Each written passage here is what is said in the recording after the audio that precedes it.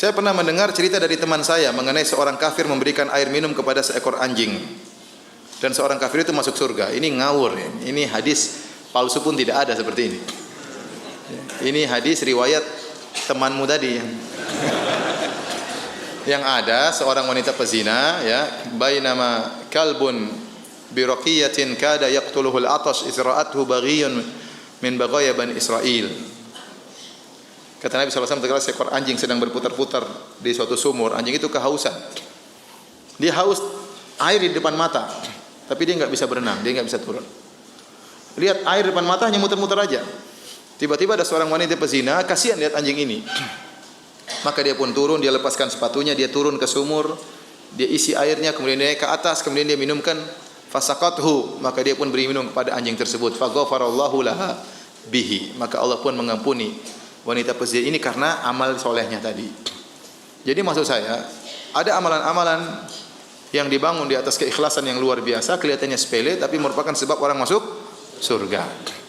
Ya, sebaliknya ada amalan-amalan yang kelihatannya sepele sebab orang masuk neraka. Contohnya kata Nabi sallallahu alaihi wasallam ya,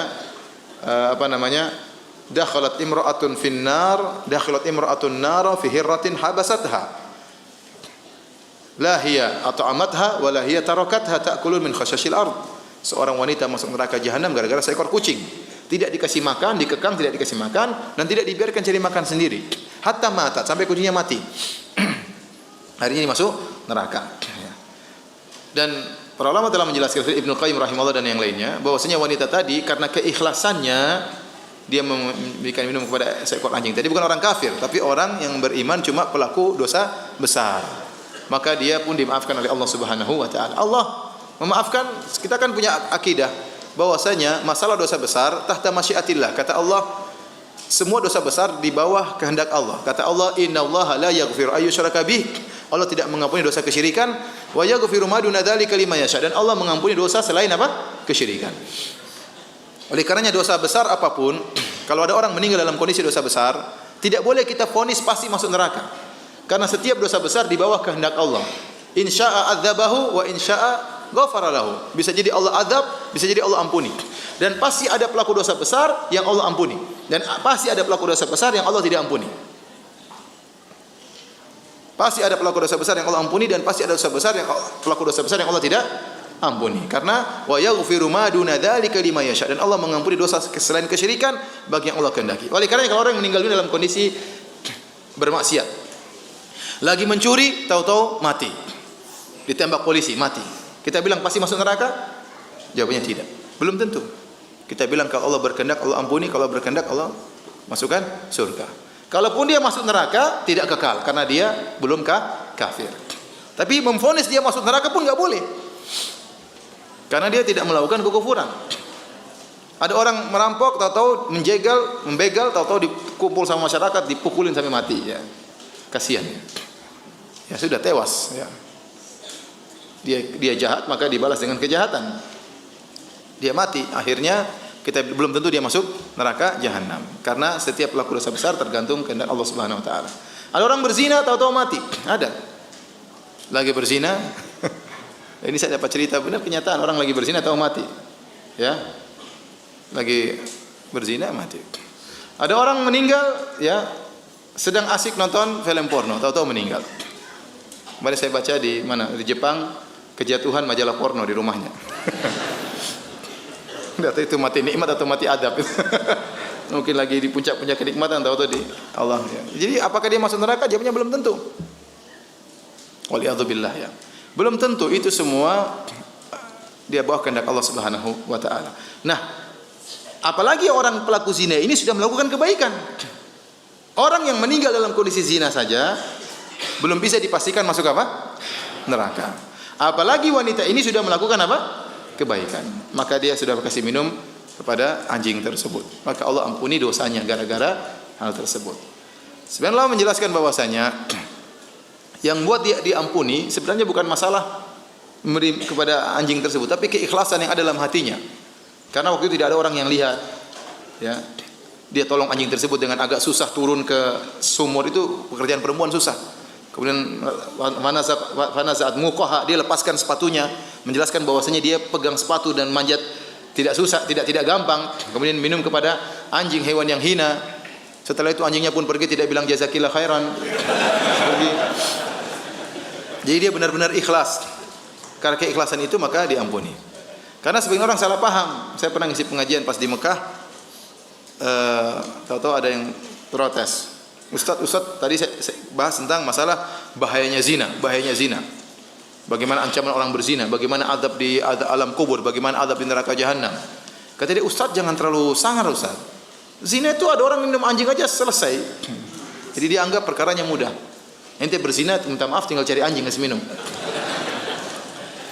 Ya, zina lagi cari anjing kasih minum. Anjing enggak ada kasih kucing.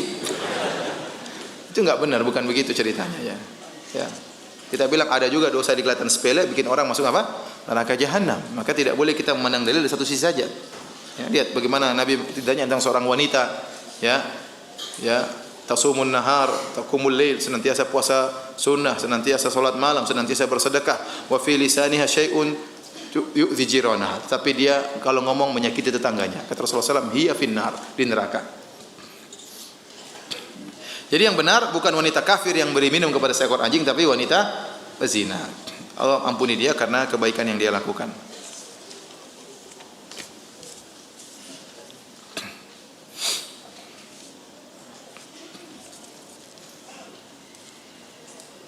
Ustaz, bagaimana cara mengantisipasi syubhat-syubhat pada din kita yang terkadang datang dengan tiba-tiba? Yang pertama, kita menjauhi majelis syubhat. Ente jangan sok, ya. Ente jangan sok pintar. Apalagi ente tidak pernah belajar agama dengan baik. Kemudian ente berkelana mengembara di dunia internet, ingin tahu apa sih perkataan Ustaz itu, apa sih perkataan Mu'tazilah, apa sih perkataan Jahmiyah. Ente terperangkap syubhat tidak bisa jawab. Nanti sudah itu datang ke Ustaz, Ustaz saya kena syubhat. Siapa suruh ente kena syubhat? Ustaz dibikin susah. Ente makanya jangan sok pintar, jauhi majelis syubhat. Syubhat kalau sudah masuk susah keluar. Tidak gampang, kecuali ente dikasih hidayah oleh Allah Subhanahu wa taala. Ente suruh cari kebaikan, jangan cari kesesatan. Oleh karenanya berusaha mengambil ilmu dari masdar yang jelas, sumber yang jelas. Saya sering sampaikan kalau orang aja mau berobat cari dokter pilih-pilih, bukan berarti semua dokter jelek, tidak. Dokter yang bagus, ada dokter yang kurang bagus. Ya. Kita milih-milih karena ini berkaitan dengan kesehatan kita. Apalagi berkaitan dengan akidah. Maka seorang belajar dari sumber yang jelas. Jangan dia spekulasi. Karena kalau syubhat sudah masuk, susah. Tidak gampang, ikhwan. Seperti Amr bin Ubaid. Amr bin Ubaid ini orangnya wara, orangnya zuhud. Orang terpedaya karena dia orangnya zuhud. Akhirnya dinasihati orang tidak terima lagi. Kenapa? Sudah jatuh cinta sama Amr bin Ubaid. Mau diapain? Ikhwan, saya sampaikan ini karena ya, demi keselamatan kita bersama. Ya. Saya tidak ingin murid-murid saya yang saya ajari kemudian dapat syubhat, kemudian termakan dengan syubhat tersebut. Ya. Saya tidak ingin. Saya tidak ingin muridnya para ustaz sudah ngajarin antum lama. Tahu-tahu antum kena syubhat.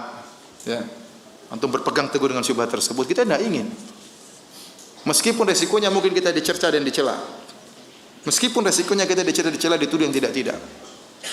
Tapi tidak lain kecuali kita ingin apa yang sudah diajari oleh para ustaz selama ini terjaga.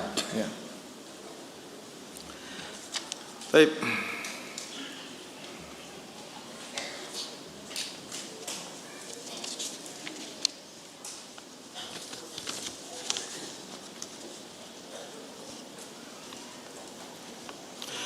Ustaz, terima kasih atas jasa kelas materi yang disampaikan. Semoga Allah menjaga Ustaz. Amin ya rabbal alamin. Bagaimana menyikapi keluarga yang meyakini Allah ada di mana-mana? Saya katakan, sebenarnya orang Islam di Indonesia akidahnya sudah benar, Allah di atas. Cuma mereka tidak pandai untuk mengungkapkan. Sering kalau mereka menghadapi masalah, kita serahkan kepada yang di atas. Sering atau tidak? Sering di mana-mana. Sudah itu urusan yang di atas ente. Ente di bawah enggak usah ribut. Urusan yang di mana? Di atas. Itu sudah ungkapan semua orang. Mau orang enggak ngaji, mau tukang apa, tukang bakso, mau petani, semuanya kalau ada masalah bilang apa? Serahkan yang di atas. Maksud mereka serahkan kepada siapa? Kepada Allah. Tapi kalau tanya Allah di mana, mereka bingung. Allah di mana-mana.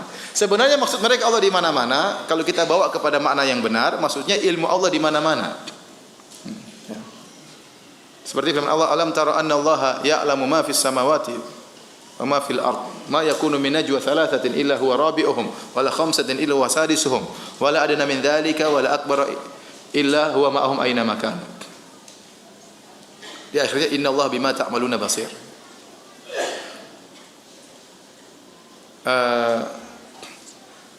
Apa namanya, kata Allah Subhanahu wa taala, tidakkah kalian melihat bahwasanya Allah mengetahui apa yang di langit dan di bumi? Tidak ada 3 orang berbisik-bisik kecuali keempatnya adalah siapa?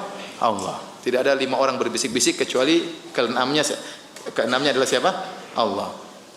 Maksudnya ketiganya, keempatnya adalah Allah, keenamnya adalah Allah, maksudnya ilmunya. Allah ya wa huwa ma'ahum aina makanu. Allah bersama mereka dimanapun mereka berada. Maksudnya apa? Ilmu Allah, bukan zatnya. Kalau zatnya ente kemana-mana Allah ikut, kan nggak benar seperti itu. Ente ke WC Allah ikut, berarti di mana-mana zatnya. Bukan zatnya yang di mana-mana.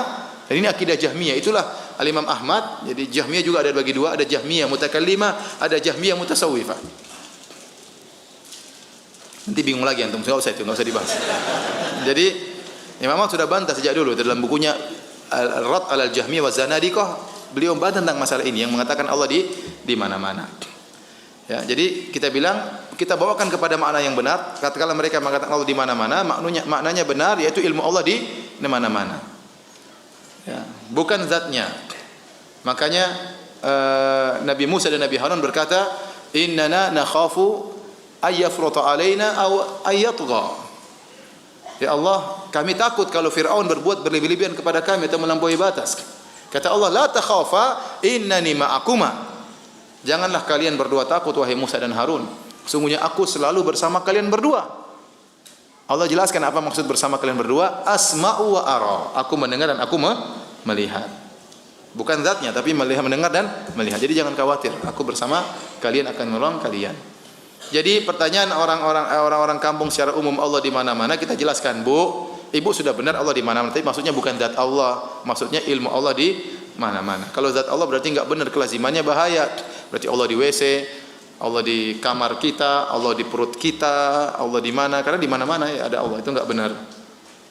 Jadi sebenarnya mereka sudah meyakini Allah di atas, hanya saja mengungkapkannya kurang apa? Kurang pintar mengungkapkan.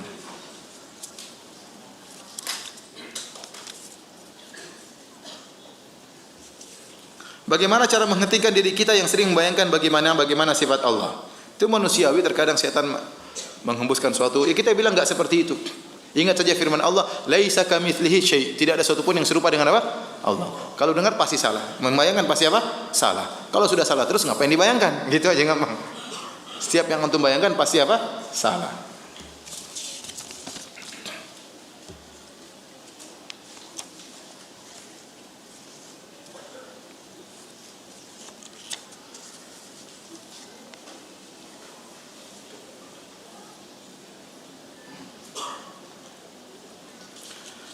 Kakak saya seorang berkebutuhan khusus, dia tunagrahita, kurang normal IQ-nya. Dia mengerti bahwa muslim perlu sholat, puasa dan lain-lain, tapi tidak terlalu mengerti konsep-konsep yang abstrak seperti surga, neraka, akhirat dan lain-lain. Ini berkaitan dengan intelijensinya.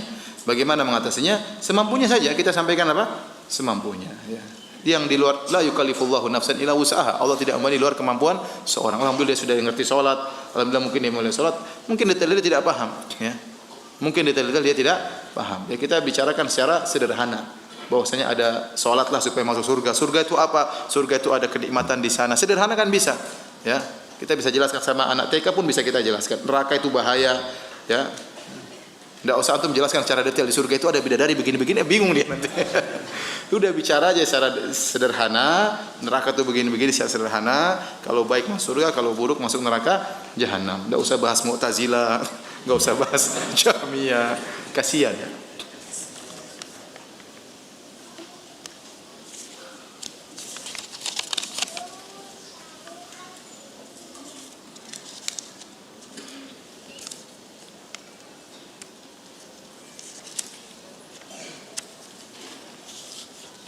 Ini pertanyaan lagi, apakah rokok itu makruh atau haram? Pendapat saya haram. Karena di Al-Qur'an Al-A'raf 157 berbunyi Nabi Muhammad mengharapkan sesuatu yang buruk. Wa yuharrimu alaihimul khaba'ith. Rasulullah SAW mengharapkan yang buruk-buruk. Mohon dijelaskan lebih detail lagi ya Ustaz. Ya rokok itu apa? Haram. Ya, sini sudah saya sering jelaskan ya. Rokok itu haram karena kita tidak boleh memberi kemudaratan kepada siapapun, kepada diri kita maupun kepada orang lain. La dharar wa la dirar. Ya, tidak boleh memberi kemudaratan baik kepada diri kita, baik kepada orang lain ya. Tidak boleh. Dalam kaidah ad-dhararu yuzal. Setiap kemudaratan harus dihilangkan. Dan tanpa ragu bahwasanya rokok itu menimbulkan kemudaratan. Ya, menimbulkan kemudaratan. Kemudaratan bagi diri sendiri dengan memberi penyakit dalam diri kita ya. Kemudian memberi kemudaratan kepada orang lain, mengganggu orang lain ya. Saya termasuk tipe orang yang paling tidak bisa kalau duduk di samping orang yang merokok ya. Bahkan mungkin jarak kita 5 meter saya pun terganggu. Ya. Terakhir sempat saya agak marah dikit waktu haji kemarin. Haji kemarin di Muzdalifah. Di Muzdalifah kita tidur di hotel di bawah langit. Bintang jutaan bintang ya. Jadi semua orang gitu. Ada orang sebagian orang pakai kain ihram merokok. Saya mau tidur, jarak dia cukup jauh ya. Kira-kira 10 meter atau subhanallah. Saya tidak tahu apa rokok itu sengaja ke saya. Tahu-tahu asapnya masuk ke hidung saya. Di mana saya cari agak jauh. Saya bilang ya fulan ittaqillah. Ente lagi ihram, kita terganggu. Ya, akhirnya dia matikan. Artinya mengganggu orang ya, mengganggu orang. Ya ini tidak diperbolehkan mengganggu orang. Saya sering sampaikan, Anda kalau meninggal berusaha, dan kita pasti berbuat dosa. Kalaupun kita harus berdosa dan kita pasti berdosa, jangan berdosa yang berkaitan dengan orang lain. Kata Sufyan Ats-Tsauri rahimahullah taala, lebih baik Anda bertemu dengan Allah dengan 70 dosa antara Anda dengan Allah, karena Allah asalnya Maha Pengampun. Daripada Anda bertemu dengan Allah membawa satu dosa antara Anda dengan hamba Allah yang lain.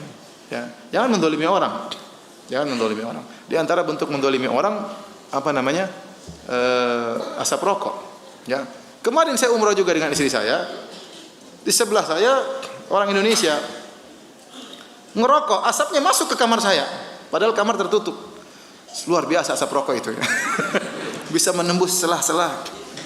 Masuk, akhirnya istri saya dia enggak kuat asap rokok, akhirnya dadanya sesak. Orang itu enggak tahu kalau istri saya dadanya sesak. Dia anggap semua orang seperti dia ya. Oleh karenanya saya katakan di antara hukuman Allah kepada orang yang sering merokok, kadang-kadang rasa malu dihilangkan. Dia cuek, mau orang tersiksa yang penting saya happy, begitu. Mau orang batu-batu di samping dia tetap aja dia merokok. Saya pernah tegur waktu saya bawa anak kecil, saya bilang, "Pak, tolong Pak, ada kamu yang ke sana," katanya. Suruh pergi ya. Jadi begitu, anak kecil kasihan, ente di tempat umum ya. Kalau ente merokok di rumah ente sendiri dalam kamar mandi kunci sekalian enggak apa-apa. Ya, kalau merokok di tempat umum hanya orang terganggu, ya. Dan banyak orang tidak kuat dengan asap rokok. Ya kalau yang cium 10 orang, di sana 20 orang, di sana 30 orang, nanti hari kiamat kan dosanya banyak ini. Mungkin dosa kecil tapi kezaliman, menzalimi orang lain. Menzalimi orang lain. Kita saja kalau kentut sembarangan bisa menzalimi orang. Orang terganggu bau enggak enak, apalagi bau asap rokok yang kemudian masuk dalam dada, merusak dada. Apalagi orang yang perokok pasif lebih parah daripada orang perokok yang aktif. Kata dokter sih. Meskipun dokternya merokok. Baik, jadi sering saya sampaikan tidak ada orang yang merokok ya mengucapkan bismillah ya karena dia tahu itu haram, dan tidak ada orang setelah merokok mengucapkan apa? Alhamdulillah. Ya. Ada yang bilang, "Ustaz, rokok itu bagi saya bukan cuma sunnah, wajib." Ini ada orang, saya pernah ditanya demikian. Katanya ada kiai, ya ustadz lah ya, yang mengatakan rokok itu wajib. Kenapa? Kalau dia tidak bisa merokok, dia tidak bisa ngajar Sahih Bukhari. Ya, otaknya nggak jalan kalau nggak merokok. Jadi rokok bagi saya hukumnya apa? Wajib, kata dia. Subhanallah. Itu namanya kecanduan om. Namanya kecanduan. Ya. Ada orang kalau nggak pakai morfin kepalanya stres, terus jadi morfin jadi wajib. Ya. Ada orang kalau nggak dengar musik dia bisa stres, berarti musik itu hukumnya apa? Wajib. Ya. Nah, ada orang kalau nggak berzina dia stres. Paham? Apa zina jadi hukumnya apa? Wajib. Ya. Itu namanya kecanduan om. Ya.